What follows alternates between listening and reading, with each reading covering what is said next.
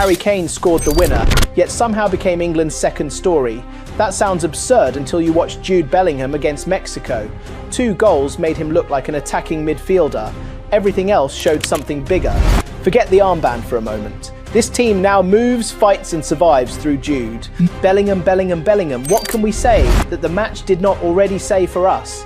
England arrived at the Azteca with a tactical problem. Mexico had the crowd, the altitude, and a team comfortable circulating possession until opponents lost patience. Thomas Tuchel knew England could not press intensely for 90 minutes, so he changed the terms. England dropped into a compact mid-block, protected the centre, and waited for specific moments to jump. Elliot Anderson leaned left to monitor Gilberto Mora.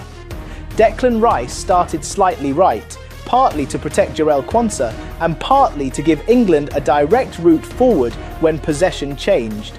For the opening half hour, Mexico controlled the rhythm. Their fullbacks pushed high, their wide players rotated inside, and Raúl Jiménez occupied England's centre-backs. England were not being torn apart, but they were being moved and stretched. Rice drove forward, released Bukayo Saka, and Saka reached the byline. Now watch Bellingham. He did not wait outside the box like a traditional number 10, or stand beside Kane like a second striker. He started between those roles, recognised the space before Mexico's defenders, and attacked it at full speed.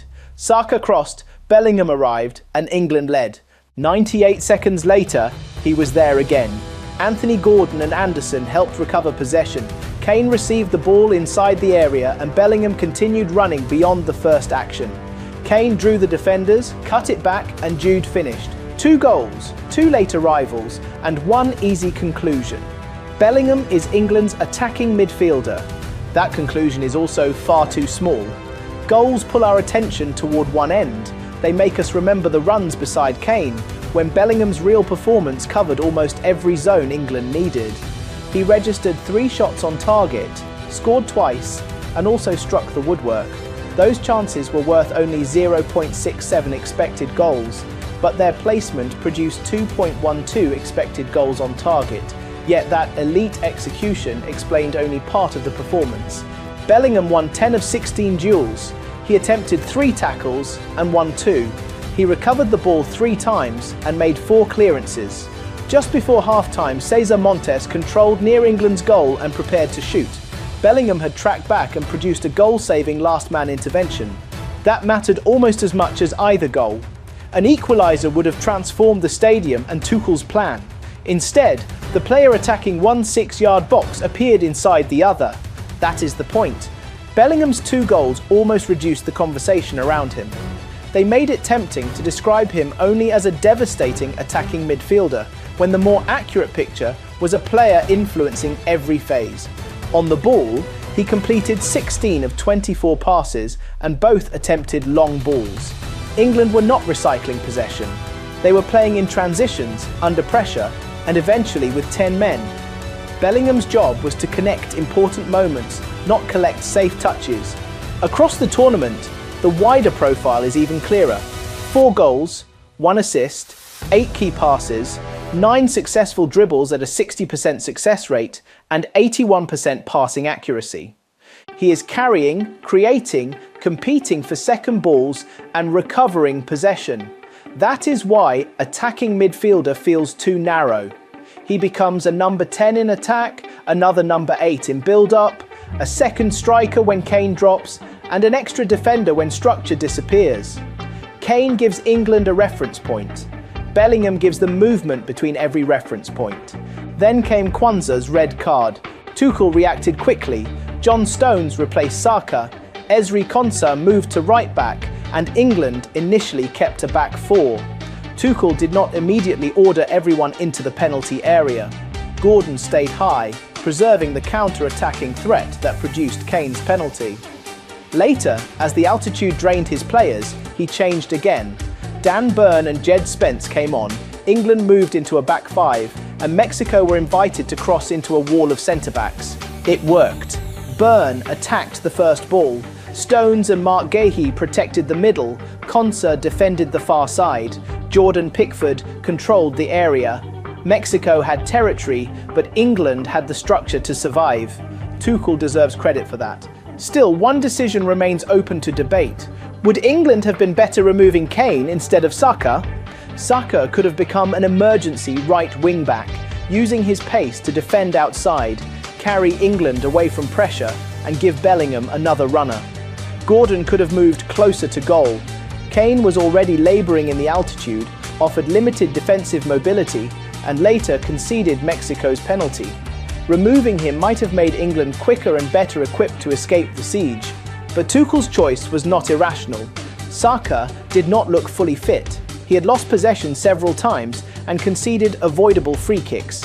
Asking him to defend an entire flank with 10 men could have created another problem. Kane also remained England's best penalty taker, and within minutes he scored the goal that decided the tie. So the substitution worked, even if the alternative remains credible. Tournament management is rarely about finding a perfect answer. It is about choosing the risk you trust most. Now Norway creates a different problem. Mexico tried to overwhelm England through volume. Norway can punish them through efficiency. Martin Ødegaard needs one clean passing angle. Erling Haaland needs one defender to lose contact for half a second. The spaces Mexico found around England's fullbacks become far more dangerous when the target is Haaland. As things stand, Quansah is suspended. Guehi is available, although another booking would rule him out of a possible semi-final. Reece James remains a fitness question, making Spence the most natural right-back option if James is not cleared, with Quansah another possibility. This is where the omissions of Trent Alexander-Arnold and Harry Maguire become uncomfortable. Trent would have given England a specialist right-back and a passing outlet capable of breaking Norway's pressure. Maguire would have provided another dominant aerial defender for the most physical centre-forward matchup England can face. Both omissions were understandable. Trent can be targeted defensively, while Maguire struggles in large spaces. But emergencies test squad selection, and England now face Haaland with damaged right-back depth and a thin defensive margin. Tuchel could begin with a back three, using Quansah, Stones and Guehi behind Spence and Nico O'Reilly. That gives England more bodies around Haaland, but might concede too much midfield control to Ødegaard. The better starting solution may be the familiar back four, with Rice protecting the right and Bellingham pressing Norway's deepest midfielder before dropping alongside Anderson. Then, if England lead, Tuchel can repeat the Mexico adjustment. Burn enters, the shape becomes a 5, and England defend the box with greater height. The crucial difference is that they cannot allow Norway the same freedom to cross. Against Mexico, England survived the delivery. Against Haaland, they must stop it earlier. Once again, the player connecting every phase will be Bellingham. Kane remains the captain, penalty taker, and great finisher. But Jude changes England's shape without requiring a substitution. He turns a midfield 3 into a front 2, a press into a counter-attack, and a defensive emergency into possession 50 yards higher. That is why this increasingly feels like his team. Let me leave you with the intel. 1. Bellingham's goals reduced the conversation around him to attacking output, but his duels, dribbling, recoveries, clearances, and goal-saving intervention revealed a player controlling every phase. 2. Tuchel handled the red card brilliantly by preserving a counter-attacking threat before closing the game with a back 5, although removing Kane instead of Saka remained a credible alternative. 3. Norway will attack England's weakest area, the supply into Haaland from spaces around the fullbacks. Quansah's suspension, James's fitness, and the omissions of Trent and Maguire now make Tuchel's squad decisions part of the tactical battle. So is this still Harry Kane's England? Or did the Azteca confirm what the movement, numbers, and decisive moments already suggested? This is Jude Bellingham's team. This $19 set-piece IQ Pro Pack gives you 7 set-piece weapons that smaller teams use to steal results from teams 3 times their size. 7 weapons, 1 pack, the link is below. And if you want the bigger story of how underdogs and individuals rise against impossible odds, that is what FNTG does every week. Watch that next. The link is on your screen now. Subscribe if you want more tactical profiles done at an elite level. I'm Cyrus, this is FTG Intel.